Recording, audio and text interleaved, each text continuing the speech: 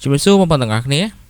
trong video này chúng nâng bằng hai ông pi ca thơ ở Europe rồi bỏ dương này mình search bar và ở số 3 chương muốn được không cầm thi Canva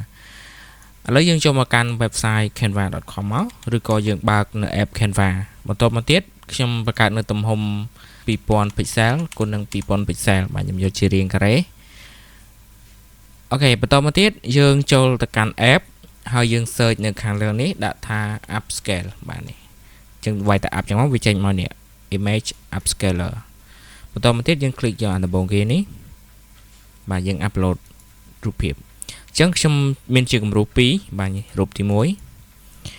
នៅត្រង់ទីនេះយើងយកវា3គុណឬក៏4គុណតាមជាក់ស្ដែងសិនមកព្រោះបើយើងដាក់តូចពេកវាអាចមិនសូវច្បាស់ចឹងខ្ញុំដាក់3គុណយើងរងចាំកន្លែងនេះឲ្យដល់ចប់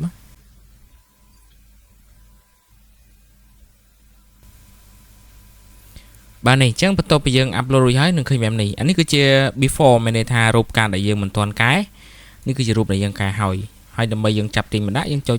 add to design នេះចឹងយើងចាប់រីកវាពេញ project ផងចឹងមកឃើញទេគឺរឿងច្បាស់ជាងមុនកាលដើមឡើយគឺរូបនឹងមិនសូវច្បាស់ហើយវាបែកព្រាលណាអូខេចឹងវីដេអូនេះគឺខ្ញុំមានតែប៉ុណ្្នឹងទេសង្ឃឹមថាបងប្អូនដែលមិនទាន់ដឹងអាចសាកប្រើវាបាននៅលើ Canva បាទសូមអរគុណ